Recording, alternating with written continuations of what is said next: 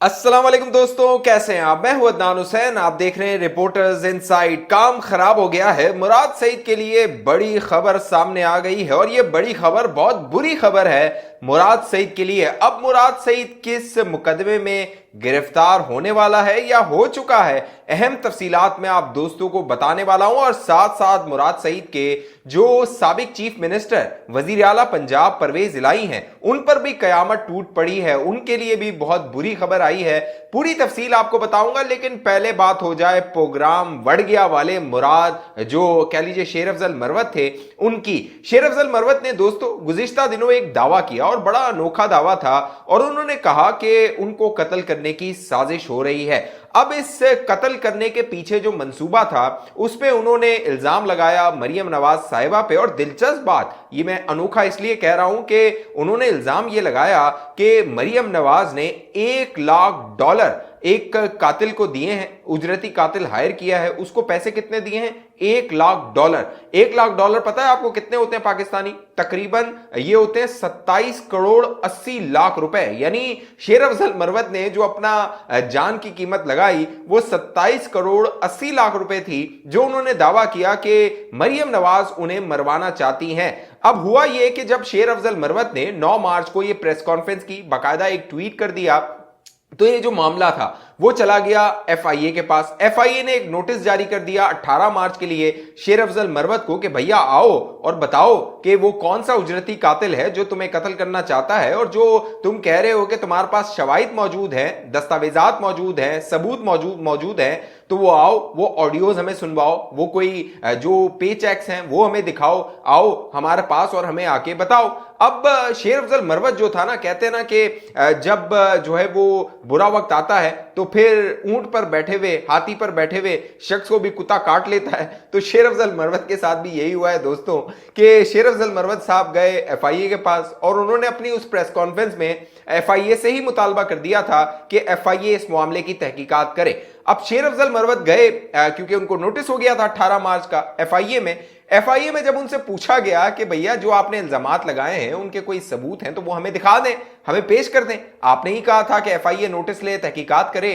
तो शेर अफजल मरवत का कहना था, मैंने तो मरियम नवाज पे इल्जाम ही नहीं लगाया, मैंने तो कहा ही नहीं कि मरियम नवाज मुझे कत्ल करना चाहती है। और शेर अफजल मरवत ने यहां पर यू टर्न लेते हुए कहा कि मुझे तो एक एमएनए है नसीर, जिनका ताल्लुक तहरीक इंसाफ से है, उन्होंने मुझे बताया था कि उनके पास कोई सबूत है जिसमें उन्होंने ये सुना है कि शेर अफजल मरवत को मरवाया जा सकता है। अब दिलचस्प बात यह है दोस्तों, जो तहरीक इंसाफ है उसका जो तरीके वारदात है ना वो इसी तरह का रहा है। 2013 के बाद आपको याद है 35 पंचर वाली कहानी, मुर्तजा पोया और इमरान खान अपने जलसों में कहता रहा 35 पंचर 35 पंचर। और जब ये 35 पंचर अदालत गए तो इमरान खान ने कहा था मुझे तो किसी ने बताया था, मुर्तजा पोया का नाम लिया, और जो मुर्तजा पोया है उसने कहा मुझे किसी और ने बताया था, और इमरान खान ने फिर ये दावे कर दिए थे। अब दिलचस्प बात यह है, जो शेर अफजल मरवत दावे कर रहा है जिस शख्स के हवाले से, उसका जो ताल्लुक जोड़ा जा रहा है वो भारत से जोड़ा जा रहा है। यानी शेर अफजल मरवत कह रहा है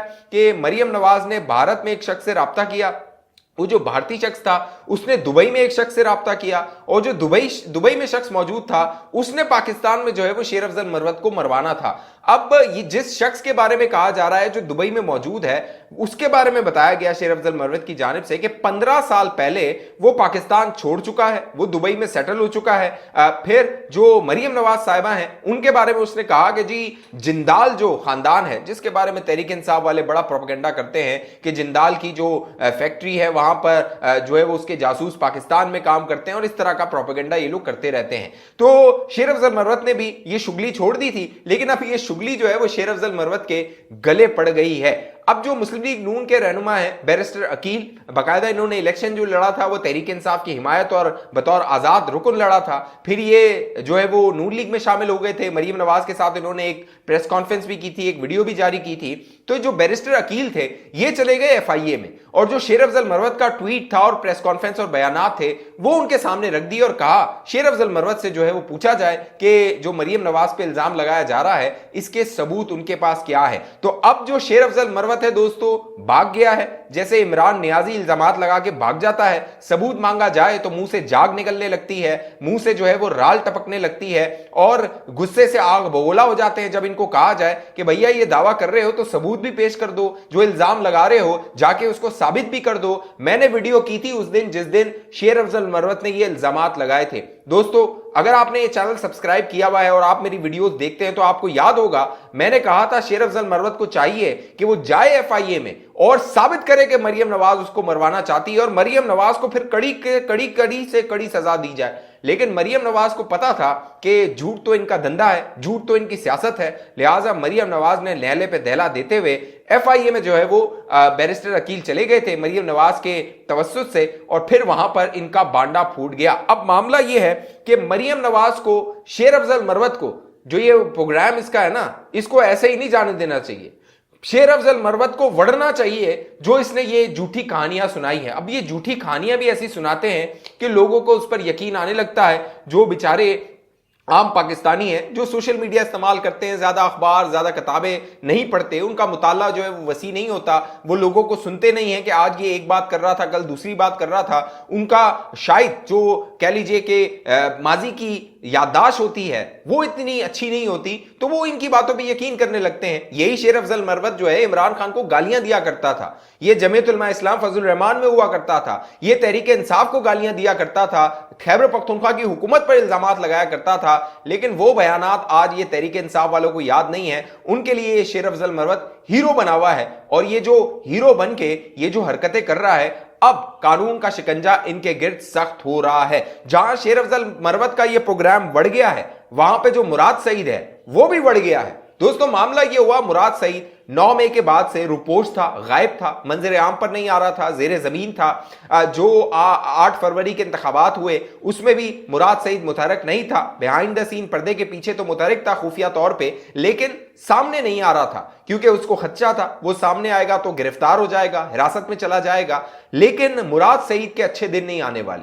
दोस्तों कोशिश तो की गई कि मुराद सईद को एमएनए नहीं बना सके तो सेनेटर बना दिया जाए। इस हवाले से उसके कागजात नामजदगी भी मंजूर करवाए गए, बाकायदा जो मुराद सईद था उसके जमा करवाए गए कागजात, और उम्मीद की जा रही थी कि मुराद सईद जो है वो सेनेटर बन के सेनेट ऑफ पाकिस्तान में आ जाएगा। लेकिन अब मामला यह हुआ है कि मुराद सईद के वारंट गिरफ्तारी जारी हो गए हैं। बाकायदा मुराद सईद की जो गिरफ्तारी है उसके दिन अब करीब आते हुए नजर आ रहे हैं। बाकायदा मुराद सईद और साबिक वजीर आला पंजाब चौधरी परवेज इलाही के खिलाफ रावलपिंडी पुलिस ने 9 मई से मुतल्लिक मुख्तलिफ थानों में दहशतगर्दी दीगर दफात के तहत दर्ज मुकदमात में दोनों की गिरफ्तारी के लिए वारंट हासिल कर लिए हैं। पोठवार डिवीजन के कैंट और सिविल लाइंस सर्कल्स ने रिपोर्ट इरसाल कर दी है जिसके मुताबिक साबिक वफाकी वजीर मुराद सईद थाना कैंट के दहशतगर्दी एक्ट व दीगर संगीन दिफात के तहत दर्ज मुकदमा नंबर 836/23 और थाना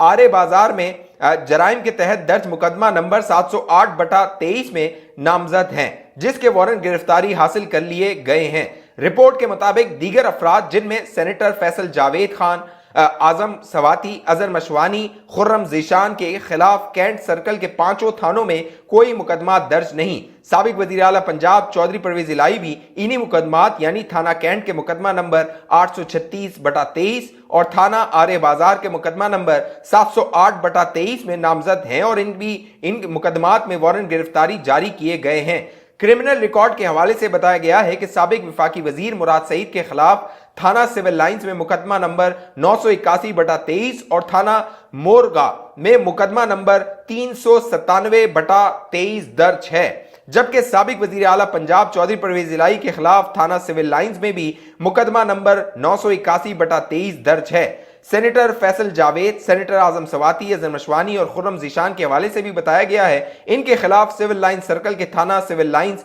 और थाना मोरगा में कोई मुकदमा दर्ज नहीं और न ही वो किसी मुकदमे में नामजद हैं।